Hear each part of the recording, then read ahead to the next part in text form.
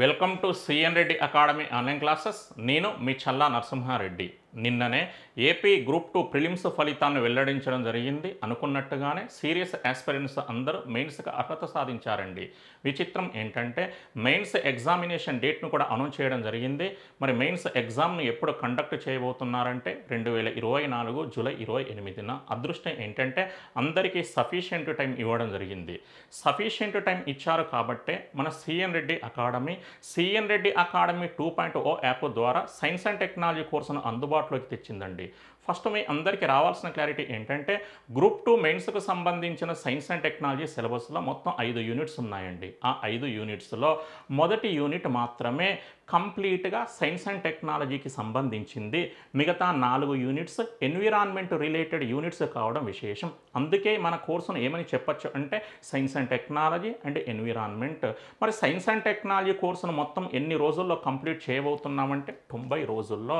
ఈ కోర్సుకు సంబంధించినటువంటి వీడియోస్ను ఏప్రిల్ 18 నుండి జూలై 18 మధ్య కాలంలో అప్లోడ్ చేయడం జరుగుతుంది. ఎటువంటి డౌట్ అక్కర్లేదండి.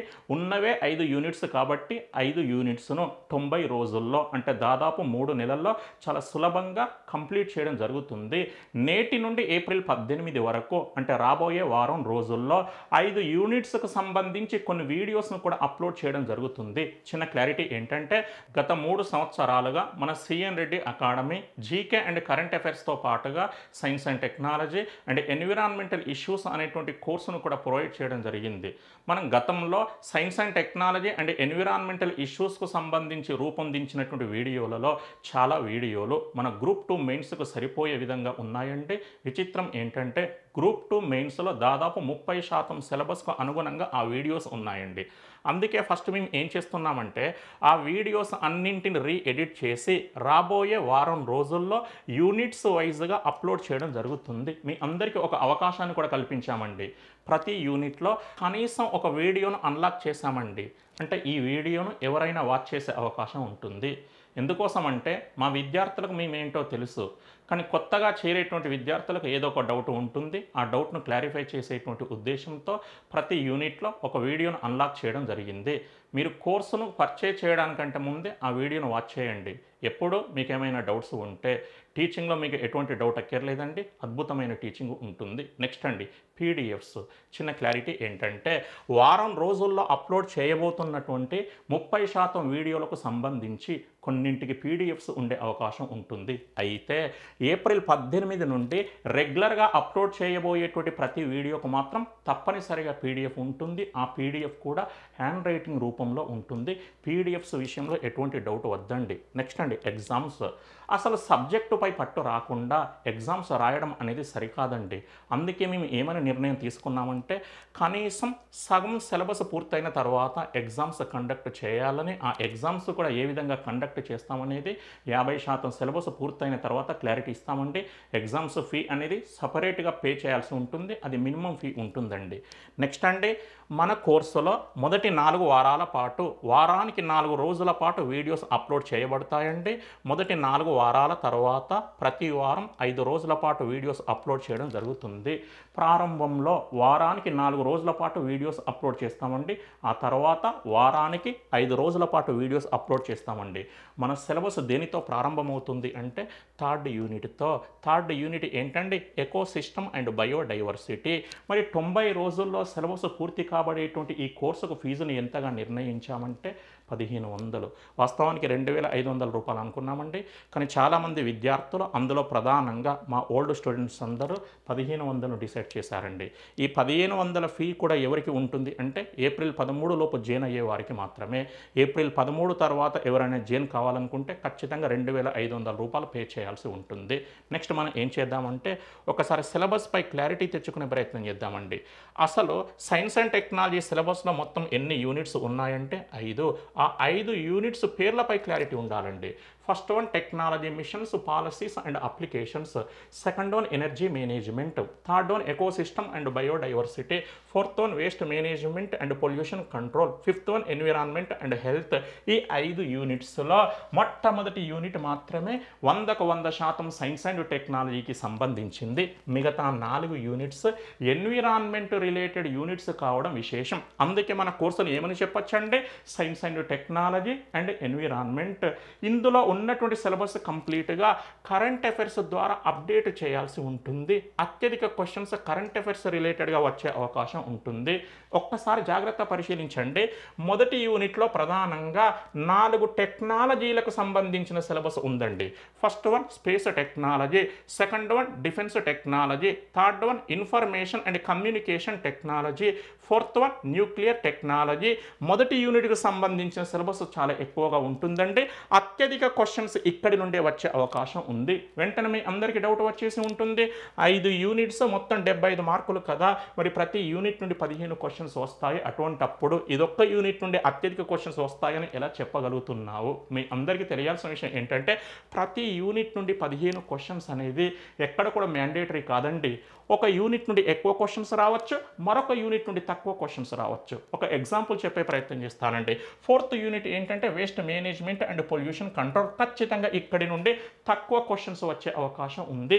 నెక్స్ట్ అండి ఎన్విరాన్మెంట్ రిలేటెడ్ యూనిట్స్ అయినటువంటి ఈ 4గింటిని ఒకదానితో మరొక దానిని అనుసంధానిస్తూ ఒకదానితో మరొక దానిని ఇంటర్లింకింగ్ చేస్తూ చదువుకోవాల్సి ఉంటుందండి. ఎందుకోసం ఇంటర్లింకింగ్ చేయాలనో కొన్ని ఎగ్జాంపుల్స్ చెప్పే ప్రయత్నం చేస్తానండి. ఇక్కడ చూడండి 3వ యూనిట్లో ఒక పెద్ద టాపిక్ ఉందండి. అది ఏంటంటే కన్వెన్షన్ అండ్ ప్రోటోకాల్స్. అదేవిధంగా 5వ యూనిట్లో కూడా ఇక్కడ ఒక పెద్ద టాపిక్ ఉందండి. అది ఏంటంటే ప్రోటోకాల్స్, కన్వెన్షన్స్. మీ అందరికీ తెలియాల్సిన విషయం ఏంటంటే ఒప్పందానికి ఇంగ్లీష్లో రకరకాల పదాలు ఉంటాయండి. Agreement, deal, treaty, convention, protocol. ఎన్విరాన్మెంట్కు సంబంధించినటువంటి ఒప్పందాలను ఎక్కువగా ఏ పేర్లతో పిలుస్తారు అంటే ప్రోటోకాల్స్ లేదా కన్వెన్షన్స్. మనం ఏం చేయాల్సి ఉంటుంది అంటే పర్యావరణంతో సంబంధం కలిగి ఉన్నటువంటి ఒప్పందాలన్నింటినీ అనగా ప్రోటోకాల్స్ను మరియు కన్వెన్షన్స్ను ఒకేసారి లిస్ట్ అవుట్ చేయాల్సి ఉంటుంది. వాటన్నింటి గురించి చాలా డెప్త్గా చదువుకోవాల్సి ఉంటుంది. వాటికి సంబంధించినటువంటి కాపు సదస్సులపై కూడా క్లారిటీ తెచ్చుకోవాల్సి ఉంటుంది. సెకండ్ వన్ 3rd యూనిట్లో ఒక పెద్ద టాపిక్ ఉందండి. అది ఏంటంటే ప్రాజెక్ట్స్, యాక్ట్స్ అండ్ ఇనిషియేటివ్స్. అదేవిధంగా 4th యూనిట్లో కూడా ఒక పెద్ద టాపిక్ ఉందండి. అది ఏంటంటే ప్రాజెక్ట్స్, యాక్ట్స్ అండ్ ఇనిషియేటివ్స్. సింపుల్గా చెప్పాలి అంటే ఎన్విరాన్మెంట్ రిలేటెడ్ యాక్ట్స్ అన్నింటినీ, పర్యావరణ సంబంధిత చట్టాలన్నింటినీ ఒకే దగ్గర చదువుకొని వాటికి సంబంధించినటువంటి అప్డేట్స్ పై కూడా క్లారిటీ తెచ్చుకోవాల్సి ఉంటుంది. ప్రతి చట్టం గురించి మన కాంపిటేటివ్ ఫీల్డ్లో ఎంతవరకు అయితే అవసరం ఉంటుందో అంతవరకు చాలా డెప్త్గా చదువుకోవాల్సి ఉంటుంది. ఈ విధంగా వీటన్నింటినీ ఇంటర్లింకింగ్ చేస్తూ చదువుకోవాల్సి ఉంటుంది. నెక్స్ట్ అంటే మరి ఈ 5 యూనిట్స్కు సంబంధించిన సిలబస్ను కనుక మీరు జాగ్రత్తగా పరిశీలిస్తే మీ అందరికీ ఒక క్లారిటీ రావాలండి. ఈ 5 యూనిట్స్లో థియరిటికల్ ఇన్ఫర్మేషన్ బేస్డ్ సిలబస్ ఉంది, ఫ్యాక్చువల్ ఇన్ఫర్మేషన్ బేస్డ్ సిలబస్ ఉంది.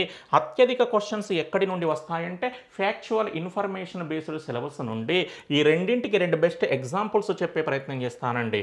First one sustainable development, second one biosphere reserves.